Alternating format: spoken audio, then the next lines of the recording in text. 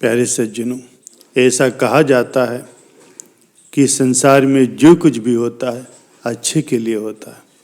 ये बात भले ही हम तब न समझ पाते हों, लेकिन इस बात का एहसास हमें बाद में अवश्य होता है।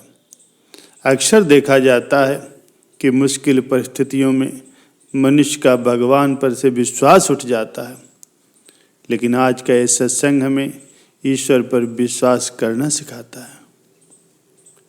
एक बार की बात है, ऋषिकेश में गंगा के किनारे एक संत रहा करते थे। वो संत बहुत ही दयालु स्वभाव के थे और नित्य ही भगवान की पूजा अर्चना किया करते थे। उस संत के पास बहुत सारे शिष्य थे जो कि उनके सानिध्य में शिक्षा ग्रहण करते थे। वो संत जन्म से ही अंधे थे, लेकिन उनका एक नियम था कि वो प्रतिदिन दिन ढल जाने के बाद गगनचुंबी पहाड़ों में सैर के लिए जाया करते थे। जब भी वो भ्रमण के लिए जाते तो भगवान का भजन कीर्तन करते हुए जाते और फिर इसी प्रकार से वहां से लौट भी आते थे।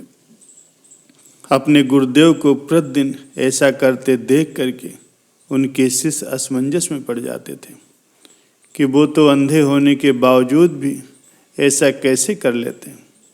एक दिन अपनी जिज्ञासा के चलते एक शिष्य ने उनसे पूछा, बाबा, आप हर रोज इतने ऊंचे ऊंचे पहाड़ों पर सैर के लिए जाते हैं, वहाँ तो बहुत गहरी गहरी खाइयाँ होती हैं और आप तो देख भी नहीं सकते, क्या आपको कभी डर नहीं लगता?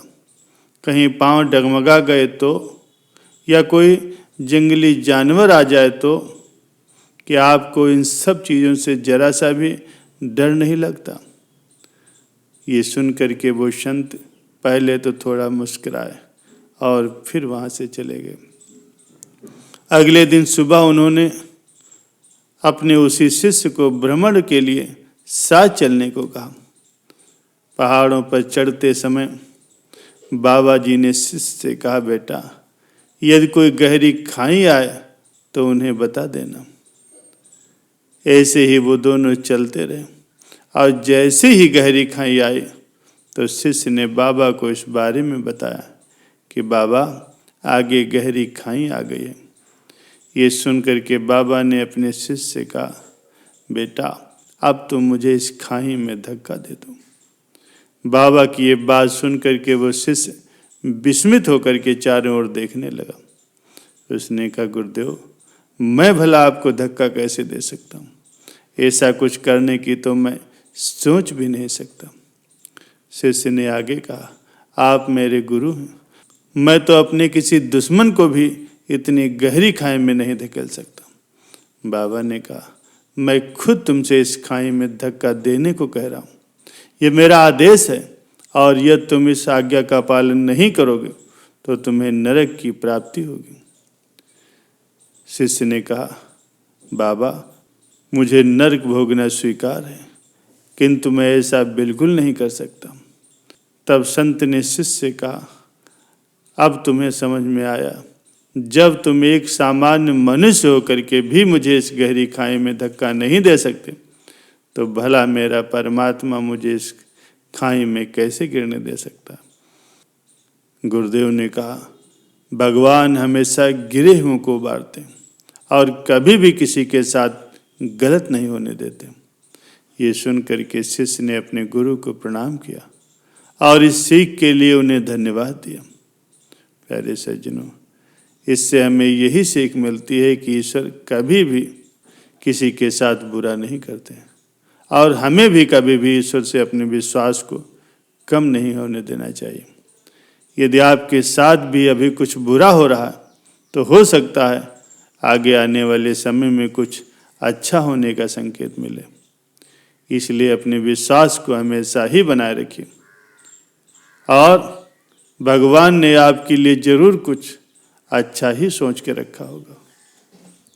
प्यारे सज्जनों, एक बार एक आदमी था, उसकी बीवी मर चुकी थी। उसके 2 जवान लड़के और एक लड़की थी।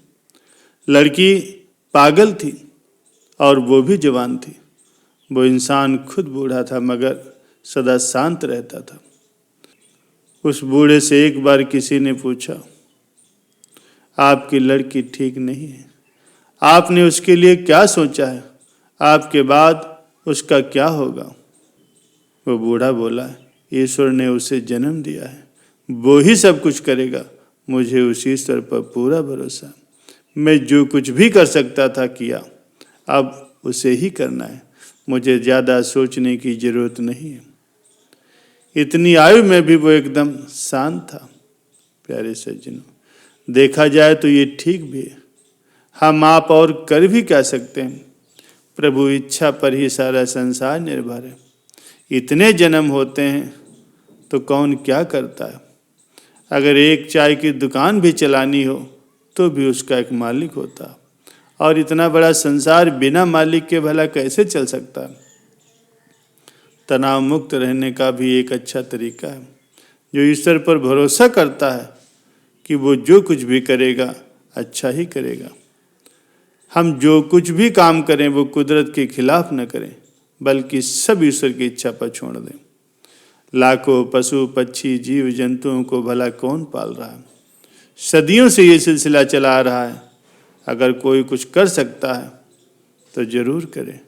चिंता मत करें, ये संसार ऐसे ही चलता आया है और ऐसे ही चलता रहेगा। प्यारे सज्जनों, प्रत्येक व्यक्ति को भगवान पर भरोसा जरूर करना चाहिए, क्योंकि बुरे वक्त में केवल भगवान ही आपका साथ दे सकते हैं। एक बार रात के 9 बज रहे थे। एक अमीर आदमी सो नहीं पाया, करवटें बदलता रहा। फिर वो थक हार करके खड़ा हो गया। उसने चाय पी और अपनी छत पर घूमने के लिए निकल गया, पर छत पर भी उसे चैन नहीं मिला। अंत में थक करके वो आदमी नीचे आ गया और शहर की सड़कों पर टहलने लगा। चलते चलते उसे एक मंदिर दिखाई दिया। कुछ देर इस मंदिर के समीप जाकर के भगवान के बगल में बैठता हूँ, प्रार्थना करूँगा तो शायद कुछ शांति मिल जाए। वो आदमी ऐसा सोच करके मंदिर के समीप आ गया। वहाँ एक और आदमी उसे बैठा हुआ दिखाई दिया। उसका चेहरा उदास था, उसकी आंखों में गमगीनी थी, दुख था। ये देख करके उस आदमी को तरस आया। बड़े आदमी ने पूछा, भैया इतनी रात को तुम यहाँ क्या कर रहे हो? उस गरीब आदमी ने कहा, मेरी पत्नी अस्पताल में भर्ती, अगर सुबह ऑपरेशन नहीं किया गया तो उसकी मौत हो जाएगी और मेरे पास इस ऑपरेशन के लिए पैसे नहीं। इस अमीर आदमी ने अपनी जेब से पैसे निकाल करके उस गरीब आदमी को दिए। पैसे देख करके उसके चेहरे पर चमक आ गई। फिर इस अमीर आदमी ने उसे अपना कार्ड दिया और कहा, अगर आपको अभी या कभी भी कोई और आवश्यकता हो तो ये मेरा नंबर है, मुझे कॉल करें और ये मेरा पता है, व्यक्तिगत रूप से भी आप आ जाइएगा, कोई संकोच मत करिए।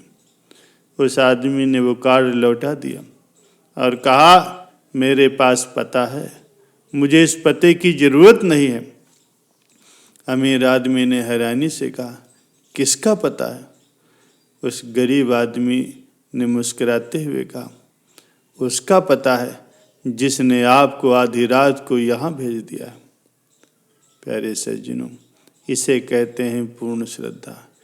इसी को कहते हैं ईश्वर पर पूर्ण आस्था। ईश्वर में आस्था, ईश्वर में भरोसा रखने से वो हमारी सहायता अवश्य करते हैं। चाहे वो खुद भले ही ना आए, पर किसी न किसी को हमारी सहायता के लिए वो प्रेरित अवश्य ही करते हैं।